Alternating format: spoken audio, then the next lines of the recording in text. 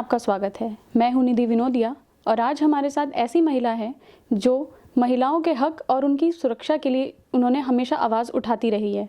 देश की आधी आबादी तभी सुरक्षित रहेगी जब सरकार के एजेंडे में महिला सुरक्षा एक बड़ा मुद्दा बने। उत्तर प्रदेश में ऐसी कई घटनाएं होती रही हैं। तो आज हम बात करेंगे सरोज कटिहार जी से, जो एक सामाजिक कार्यकर्ता है। सरोज जी, महिला सुरक्षा आज के दिनों में बहुत ज़्यादा ज़रूरी हो चुका है। तो आज के दिन में महिला सुरक्षा का ग्राफ अगर देखा जाए तो आपके हिसाब से क्या होना चाहिए? देखिए, महिला सुरक्षा के मामले में ना केवल देश बल्कि देश में उत्तर प्रदेश की जो सीमाएं हैं, सुरक्षा के मामले में काफ़ी ग्राफ स्तर गिरा हुआ है।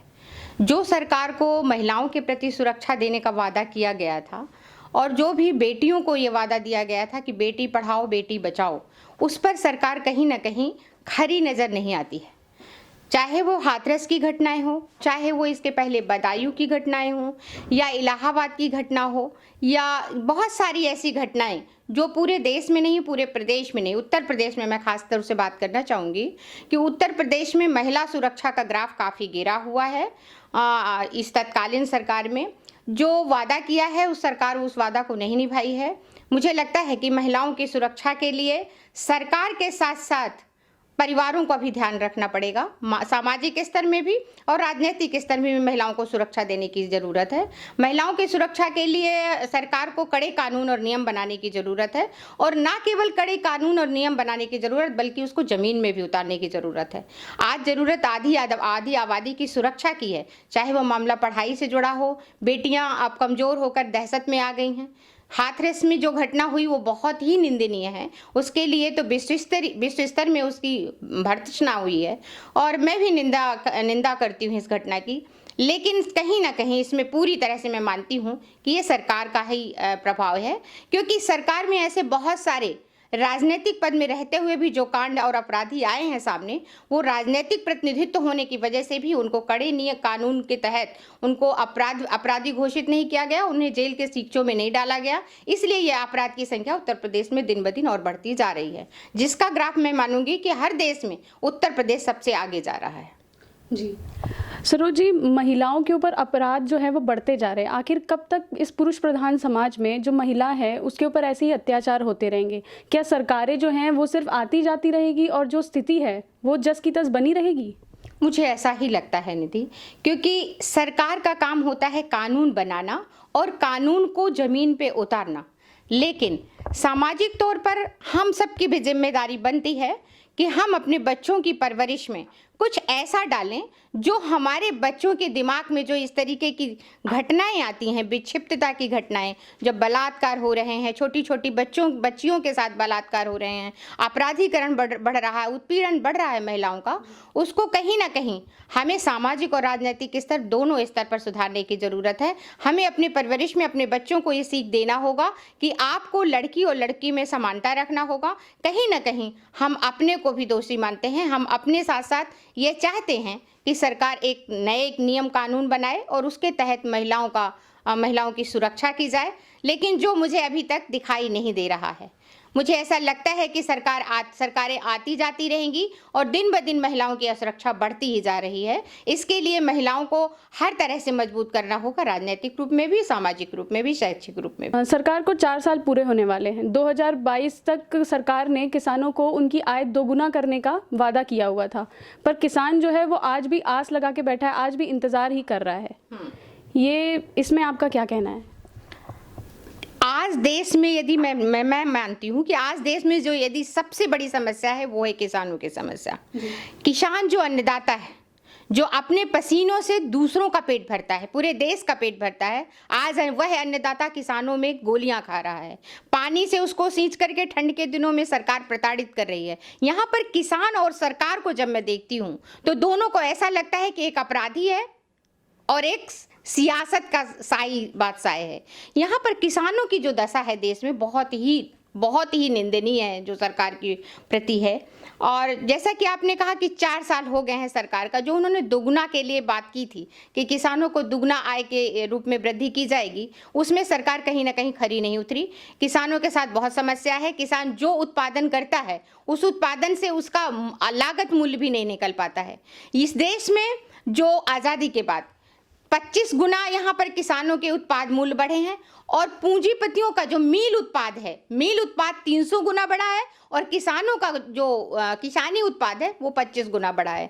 मतलब है कि अब मील उत्पादों में जैसे आप मार्केट में सरिया लेने जाएंगे, सीमेंट लेने जाएंगे, सोना लेने जाएंगे, चांदी लेने जाएंगे तो महंगा है, 300 गुना वृद्धि हुई। लेकिन किसानों के उत्पाद मूल्य का 25 गुना ही बढ़ा है। तो किसान अपने उत्पादन मूल्य से कहीं ना कहीं वो जूझता हुआ नजर आ रहा है और अपने उत्पाद मूल्य को जब वो मार्केट में बेचता है, बाजार में बेचता है, तो वो कम स्तर में बेचता है। जिसका जैसे गेहूं का मूल्य है 1900 रुपए, लेकिन बाजार में उसे जब मंडी में ले जाता है उसे 1500 रुपए मिलता है। धान का यदि मूल्य होगा 1600 रुपए तो उसे मिलता है 1100 रुपए। तो उसका जो उत्पादक मूल्य है, उत्पाद मूल्य सस्ता मिल रहा है किसानों को, बाजार में मार्केट मूल्य कम मिल रहा है। इसलिए वो आज भी बहुत निर्मम हालत में अपनी बेटियों की शादियां नहीं कर पा रहा है। सामाजिक स्तर पर किसानों की खेतियों का जो स्तर है वो भी काफी गिरा हुआ है। तो मुझे लगता है कि किसान और सरकार के बीच में एक अच्छा ताना बाना नहीं बना हुआ है। सरोज जी, 3 नए कानून आए हैं किसानों को लेकर, जिसके कारण पंजाब, हरियाणा और उत्तर प्रदेश के किसान आज सड़कों पर हैं। तो मतलब इनकी जो मांगे हैं उनको सरकार क्यों अनसुना कर रही है, क्यों अनदेखा कर रही है? ये तो अन्नदाता है, ये तो पूरे देश का पेट भरता है, तो इनकी जो मांगे हैं वो उनको क्यों अनदेखा किया जा रहा है? इसको हम इस नज़र से देखना चाहेंगे निधि कि जो इस समय सियासत है, जो सरकारें चल रही हैं वो कहीं ना कहीं वोट तो जनमत का लेती हैं, लोकतंत्र से बनती हैं, लेकिन सत्ता चलती है वो पूंजीपतियों के इशारे पे चलती है। मेन लाइन तो ये है। इसी वजह से अंतर्राष्ट्रीय स्तर व्यावसायिक ताकतों की वजह से किसानों को गुलाम बनाने की, किसानों को कमजोर करने की, किसानों को मजदूर बनाने की कवायद है ये काला कानून।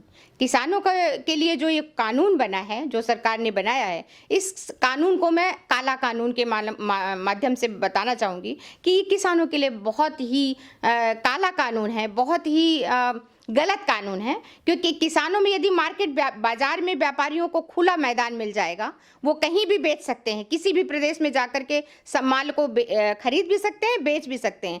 आज स्थिति यह है, जैसा कि मैंने पहले कहा, कि किसानों की उत्पादक मूल्य की लागत के बराबर मूल्य उसे नहीं मिल पा रहा है। उसका 300 गुना बढ़ रहा है और उसका 25 गुना किसानी उत्पाद बढ़ रहा है।